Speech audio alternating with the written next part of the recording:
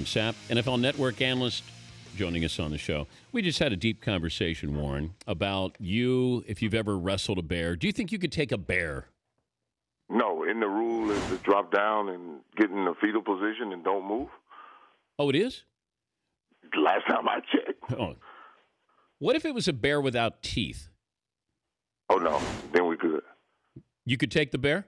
No, I'm not going to try to take the bear, but, I mean, he still has his claws to maul me, right? Okay, no claws, no nothing. You're just, it's you in your prime against a bear with no teeth and no claws. Well, that's pretty much me as a 41-year-old, a bear with no teeth and no claws. So if I say Derek Brooks, the one thing that comes to mind is what? Highway patrolman. That's what I always call him, the Florida Highway Patrolman, because there's a lot of highway in the great state of Florida, and he covered it all. So from his linebacker position? Oh, yeah. There was nowhere to run. There was nowhere to hide. You know, you can't outrun the Motorola. So that's what Derek was to me, was a Motorola. He was going to get you. What's the most important position on defense today? Safety position, other than quarterback. So not cornerback, not a pass rusher? No. Quarterback in the safety position. Yeah, but we're spending all this money on cornerbacks now.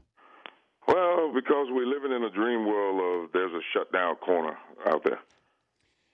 Okay, you don't think Richard Sherman or Darrelle Revis, like that? If you're building a defense, and I said you could have any of those guys, or would you pick somebody? Who would you pick to build a defense around right now? Ooh, tough. You know, I love to start up front, so if I'm starting up front, I love Robert Quinn. His ability to rush the passer out in St. Louis is really, really unique and special. Michael Strahan was on a couple of days ago. He said sacks are overrated. You agree? No. Why?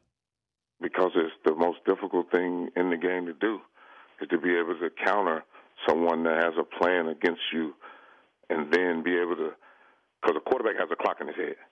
And so do the offensive lineman, and so does the receiver and everybody. They know they have to be on time. And you have to combat that and then take down a quarterback, sometimes like Ben Roethlisberger or the purple unicorn and Cam Newton, who's monsters in the pocket, or Dante Culpepper. You know what I'm saying? These monsters in the pocket, and they don't want to go down. So trust me, the rushing the passer, what? Come on. Don't discredit your craft. What's it like to tackle Ben Roethlisberger? Oh, hold on. Like a dump truck. Just jump on it and hold on. Hopefully he's in a position where you can get at his arm, and he don't want to give the ball up. So then he'll cover up, and then you can take him down because, oh my goodness, he's a big boy. But he's lean this year. He's looking good. Would you rather go against a guy like Vic with the escapability or Roethlisberger, who is? Oh, give me Vic all day long because I'm not worried about him throwing the ball. Really? No. I played Mike Vick when Mike Vick played from the waist down. So he was in Atlanta. He beat us one time. But do you think that was part of the, like, he had so much speed. He was it so was gifted. Ridiculous. I'll tell you a story. One time we were sitting there watching a third down reel of, you know, like when he did Carolina twice and that Minnesota run and some of those other games. We were sitting there and Simeon was sleeping in the meeting, and I tapped him. I said, big boy, you might want to look at this. So he watched about 5 plays in a row. And, I mean, Michael Vick is just, clowning, running around, touchdowns. And Simeon looked at, he put his hand up like a third grader in elementary school. And I said, Money can't see you, man. The light's off. Just yell it out. So he said, hey, Money, is this a highlight tape? I said, no, fool, this is the third down reel. He's like, you crazy. I'm like, no, this third down after third down after third down. I mean, he was a nightmare. I mean, Mike Vick was something unbelievable to watch on tape. You had to wake up Simeon Rice in the meeting, huh? He was doing something unbelievable, and I didn't want him to miss it. So I'm like, yo, you got to see this. You know? I mean, if we just watching a counter or a regular play, I'm going to let him sleep. You know, let him enjoy himself. He's Warren Sapp, Hall of Famer, NFL Network analyst, joining us on the show. What do you want to know from Ray Rice today at his press conference? I'm Bennett, and I ain't in it, man. I mean, that's tough. Jeez. I mean...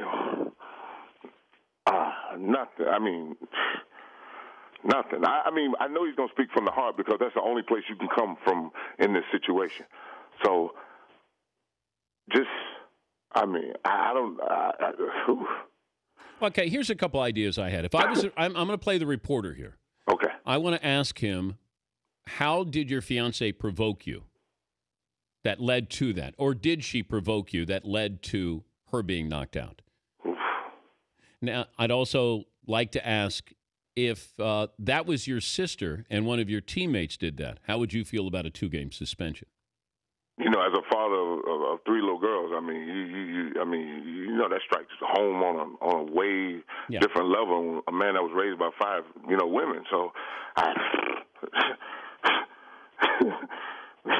nothing, 0. Yeah, nothing. Do not touch. Do not pass go. Do not collect $200. No, no. How surprised were you it was 2 games? The thing about it was, because there's so many other things that are worse, that are less but get worse penalties. You know what I'm saying? Yeah. And the substance abuse, the PEDs, or whatever it is. You know what I'm saying? Well, I think people just said, you put 2 games, you're attaching 2 games to domestic violence, where we know what marijuana, the rules are with the NFL or PEDs. Domestic abuse it's gray area. It's different for us. Can't be gray. This is as black and white as it gets. But I think the NFL made it gray, though, because now it's just 2 games, and then we're going to go, well, if you test positive, you can get 4 games. Or Josh Gordon could get a year for marijuana, testing. Hey, listen, the rules are set up like they're set up, and maybe we need to set up a rule for this one. Well, what do you think of Josh Gordon, though, the whole marijuana come on, rules. Stop.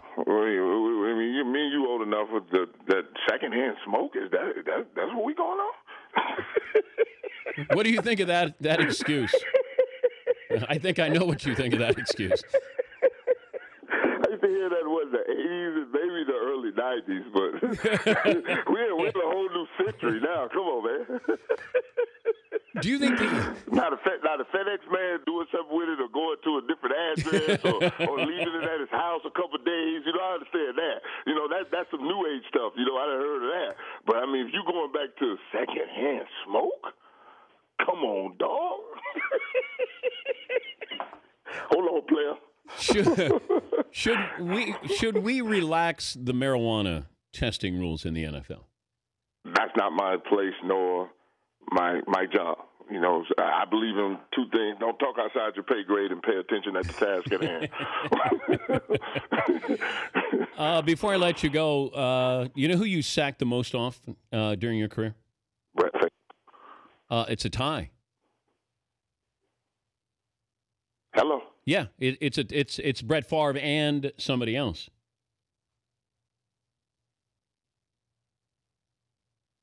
Warren? Mute button. Oh, there it is. Charlie Batch? Yeah. They tied? Yeah, Charlie Batch is correct. Okay. So I just left Steeler camp the other day, and I had the Steeler experience, so you kind of brought it back right there with me with the Charlie Batch kind of thing. I love that. And so you got Favre and Charlie Batch 8 times. Yeah. You got McNair 7. Yeah. I baptized McNabb. I gave him his first one. McNabb his first one. Let me see who else you got on here. Kurt Warner. Kurt Warner 5 times. Yeah. You got Moses Moreno. Oh, yeah, I got Moses Moreno. You got him, baby. Yeah, I got him. Let me see. I see you going down the hit list. I like it. Jeff Brom, you didn't get a full sack. You got a half sack on him. Man, they all count, baby. 96 and a half. And you got Eric Kramer and Shane Matthews once each. See, you're showing my age right now. See what I'm saying? See, that's what you're doing. Man, you killed it back then. Listen, man, I was one of those guys who feasted on the quarterback. Don't tell me that the sack ain't what it is. What are you telling me? They all taste like chicken, but it's a beautiful thing. Quincy Carter, you got the cue. I got Quincy Carter with my helmet off. I went through Ray Allen, the guy. I went through Larry Allen to get him. Whoa. Yeah, that should count as more than one sack going through Larry Allen. Yeah, but Larry took my helmet off, so I had to go get the quarterback without my helmet. You got Randy Fasani? Listen, man. You didn't even know some of these guys. Listen, do you line him up and I'm taking him down. I don't care who it is. Have fun this weekend, and we always appreciate you joining us, Warren. All right, baby. And when you put them 7 Pro Bowls up, put 7 straight. You know what I'm saying? You got to put 7 straight Pro Bowls. Yeah, thank you. All right, 7 straight. I know you're watching on the show. Do you think you could get Johnny Manziel in your prime? Come on, man. I know. I'm just... Come on, man. That's like chasing Doug Flutie. I already did that. or Rob Johnson. You know what I'm saying? A big quarterback is more imposing than a little guy. A little guy, you just take your shot. I was just trying to get Manziel on the show. That's all. Oh, well, ain't nothing wrong with a little Johnny football. Have fun this weekend, Warren. Thanks, baby. All right, buddy.